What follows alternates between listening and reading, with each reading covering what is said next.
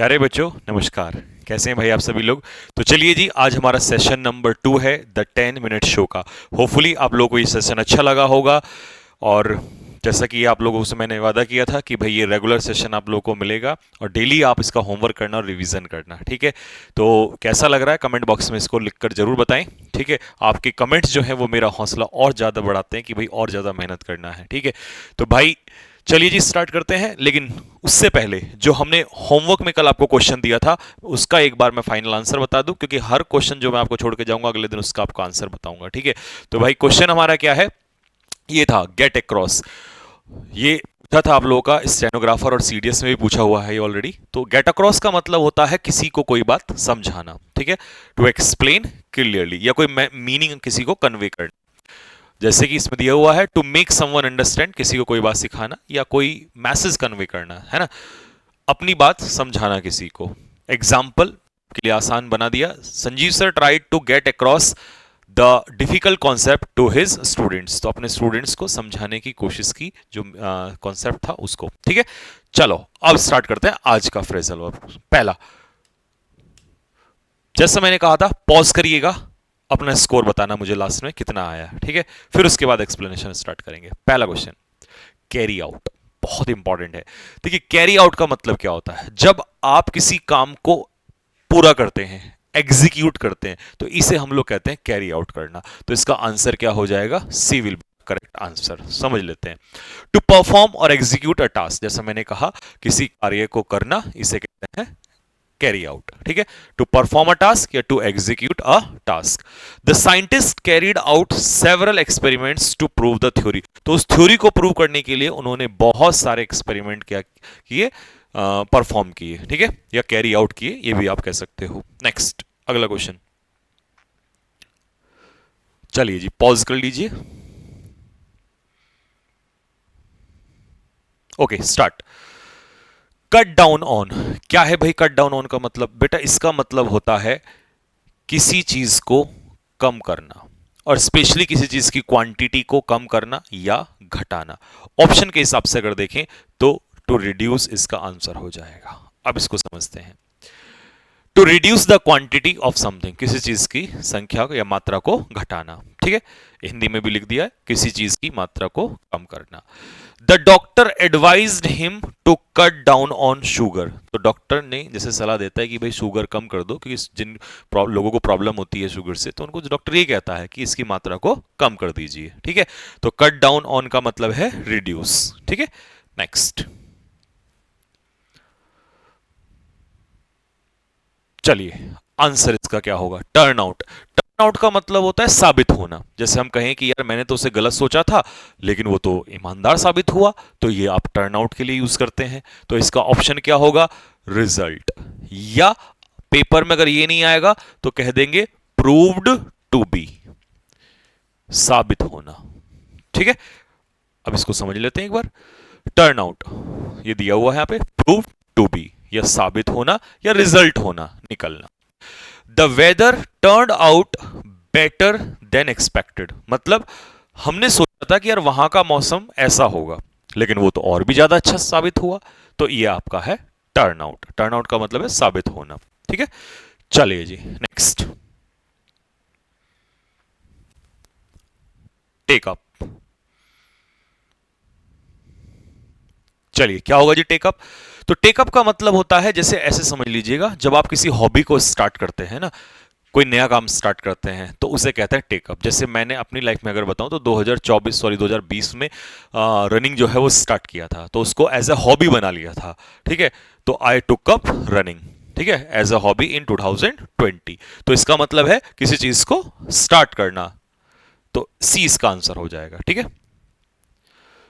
To begin a new hobby या activity, जब आप कोई कार्य शुरू करते हैं, कोई हॉबी स्टार्ट करते हैं, तो उसे हम लोग कहते हैं टेकअप। नया काम या रुचि जो यानी कि हॉबी जो है उसको स्टार्ट करना। नेक्स्ट, अच्छा एग्जांपल भी दे दिया। तो I took up running during the lockdown, यानी कि 2020 में ही दौड़ना जो है पहली बार स्टार्ट किया था, क्योंकि बहुत ज्यादा वेट पुट ऑन हो गया था, ठीक है। तो ये आपका टेकअप हो जाएगा। Next, come across. चलिए आंसर क्या होगा। देखो, मान लो मैं कुछ ढूंढ रहा हूं, ठीक है, लेकिन अचानक से मुझे एक किताब मिली, यार ये तो मैंने बहुत दिन पहले रखी थी, आज ये मुझे मिल गई। तो कम अक्रॉस का मतलब है to get something by chance.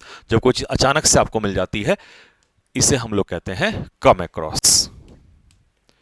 To find या मीट बाय चांस, किसी व्यक्ति से अचानक से मिले आप, ठीक है, या कोई चीज अचानक से आपको मिल गई, तो इसे हम कहते हैं कम अक्रॉस। ऐसे I came across my friend in the market, ठीक है, मैं अपने दोस्त से मिला अचानक से मार्केट में, ठीक है। अचानक से मिल जाना या दिखाई दे जाना। I came across an old photo album while cleaning, तो सफाई करते हुए मुझे जो है एक फोटो की एल्बम मिली, ठीक। नेक्स्ट,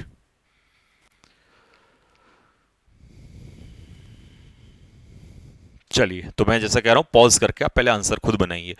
ब्रिंग इन का मतलब क्या होता है? जैसे सरकार आजकल नए नए कानून लेकर आ रही है, तो जब भी नए कानून लाए जाते हैं, ठीक है, इंट्रोड्यूस किया जाता है किसी चीज को, उसे हम लोग कहते हैं ब्रिंग इन। तो इसका ऑप्शन क्या हो जाएगा? That is to introduce. और किस चीज को स्पेशली, क्योंकि ये स्पेशली किसी ना किसी चीज के लिए यूज हो रहे होते हैं, तो किसी लॉ की जब हम बात करते हैं, ठीक है, टू इंट्रोड्यूस समथिंग न्यू, जैसे कोई रूल हो या कोई लॉ हो, तो उसे हम कहते हैं कि भाई इन्होंने ये रूल जो है या ये लॉ जो है ब्रिंग इन किया है, ठीक है, ये नियम जो है लागू किया है। तो लागू करना या पेश करना। द सरकार या द गवर्नमेंट इज प्लानिंग, सरकार योजना बना रही है to bring in new tax reforms. तो जो टैक्स रिफॉर्म्स हैं उनको, जो नए टैक्स रिफॉर्म्स हैं उनको लागू करने की योजना बना रही है। और सरकार तो नई नई रोजाना लाती ही है, भारत में तो आजकल हर दिन कुछ ना कुछ नए रिफॉर्म्स आते ही रहते हैं। चलिए जी, सेटअप, ये तो आपने बहुत बार सुना होगा, सेटअप, है ना। सेटअप का मतलब होता है किसी चीज की क्या करना, हाँ, स्थापना करना, यानी कि एस्टेब्लिश करना, किसी चीज की शुरुआत करना। जैसे बिजनेस शुरुआत करते हैं तो इसे कहते हैं सेटअप, ठीक है। To establish something like a, जैसे कोई सिस्टम तैयार किया आपने या कोई बिजनेस तैयार किया, स्टार्ट किया, उसे सेटअप कहते हैं, ठीक है, स्थापित करना, शुरू करना।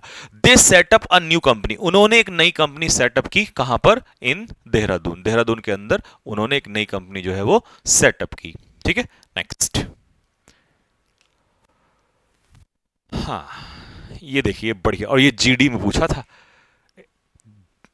मतलब कई एग्जाम में तो मुझे क्वेश्चन देख के भी ऐसा लगता है कि यार क्या, मतलब क्या क्वेश्चन पूछ रहा है वो। चिप इन, देखिए चिप इन का मतलब क्या है? जैसे मान लीजिए, सपोज करिए मुझे अपने टीचर को गिफ्ट देना है, तो हम सारे दोस्त मिलके क्या करेंगे?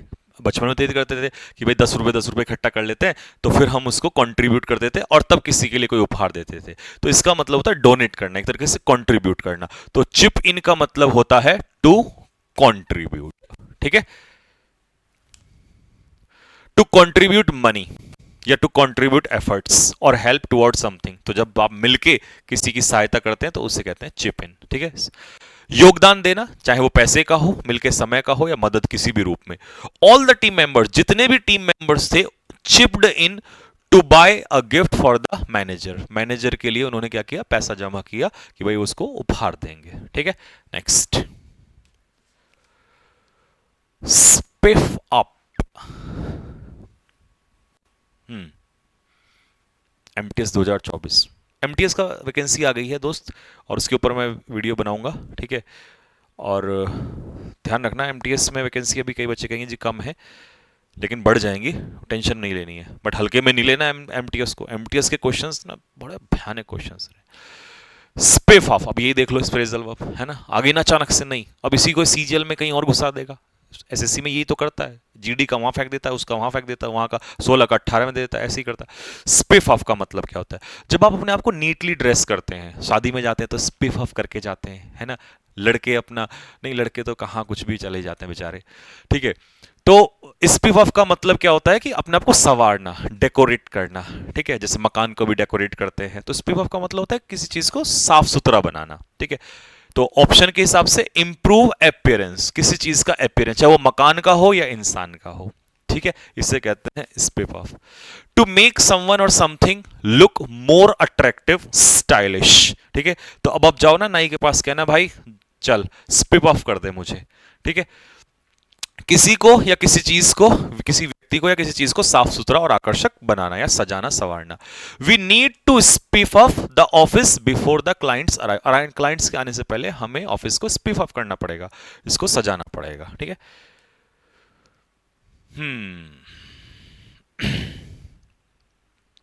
कम डाउन विद,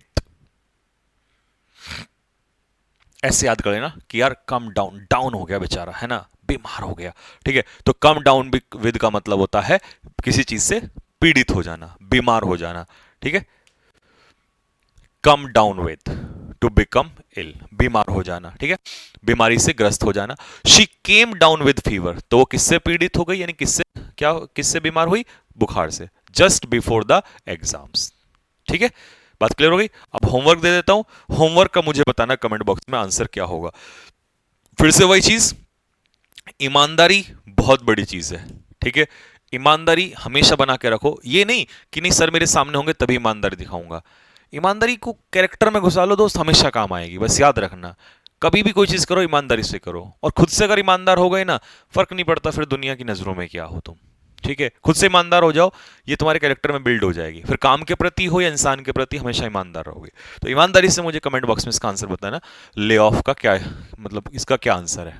ठीक है, तो चलिए जी, तो कैसा लगा आप लोगों को ये मुझे जरूर बताइएगा। और मैं फिर से कहता हूं कि अच्छाइयां की जरूरत नहीं है, जरूरत है बस कमियां जरूर बताइएगा कि और क्या बेहतर इसमें हो सकता है। लेकिन अगर बेहतर लग रहा है तो फिर बताइएगा कि हाँ सर बहुत अच्छा है। और वीडियो को लाइक और कमेंट्स जरूर करिएगा। मुश्किल से आपका जो है 1 मिनट भी नहीं लगेगा, 30 सेकंड में, है ना, ये काम हो जाता है। लेकिन बहुत सुकून मिलता है उस इंसान को जो आपके लिए दिन रात मेहनत कर रहा है। ठीक है, तो बस मैं इतना ही कहना चाहूंगा कि आपकी उम्मीदों से भी पार मैं आपको लेके चला जाऊंगा। बस इतना ध्यान रखिएगा कि आपको जिस तरीके से आप इस समय पर पूरी ताकत के साथ लगे हुए हैं, ठीक है, आप इमेजिन भी नहीं कर सकते कि मैं अपने दिमाग में कहां तक की आगे की प्लानिंग किए बैठा हूं। और ये सिर्फ किसी एक एग्जाम के लिए नहीं, कभी सोचे कि यार सर तो सीजीएल के लिए या इन सब के लिए, मैं हर एक एग्जाम की बात कर रहा हूं। और हर एग्जाम जो है मेरी नज़र में है इस समय पर, चाहे वो स्टेनो का बच्चा हो, चाहे सीएसएल का हो, एमटीएस का हो, चाहे सीजीएल का तो खैर चल ही रहा है।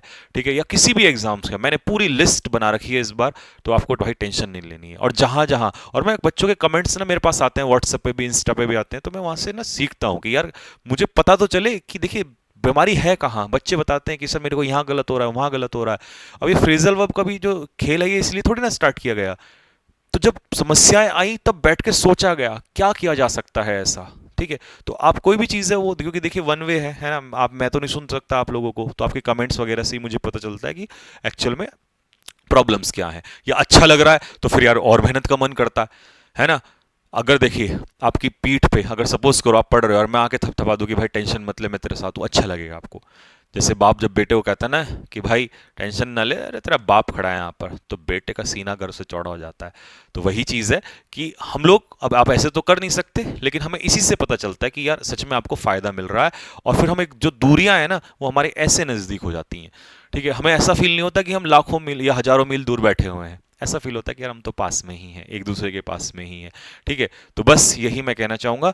और बहुत जल्द और बहुत कुछ आने वाला है, बस आप मेहनत करते रहिएगा दोस्त। बहुत कहानी लिखनी है इस बार। ठीक है, चलिए जी, तो ठीक है भाई, कल मिलते हैं नेक्स्ट सेशन में। तब तक के लिए मेरी तरफ से सभी को, और हाँ, जो बच्चे न्यू जुड़ते हैं हर वीडियो में, मैं आपको बता दूं कि इसकी पीडीएफ आपको टेलीग्राम चैनल पे मिल जाएगी और इसके क्विजेस भी। ठीक है, और एक और भी इसमें है कि जैसे 10 से 15 या 20 सीरीज मतलब ये क्लास होंगी, मैं एक क्लास में इसका रिवीजन भी आपको कराऊंगा। ठीक है, लेकिन आप खुद से भी रिवाइज करते रहिएगा। ठीक है जी, तो चलिए मिलते हैं नेक्स्ट क्लास में, तब तक के लिए सभी को मेरी तरफ से जय हिंद। कितना हो गया?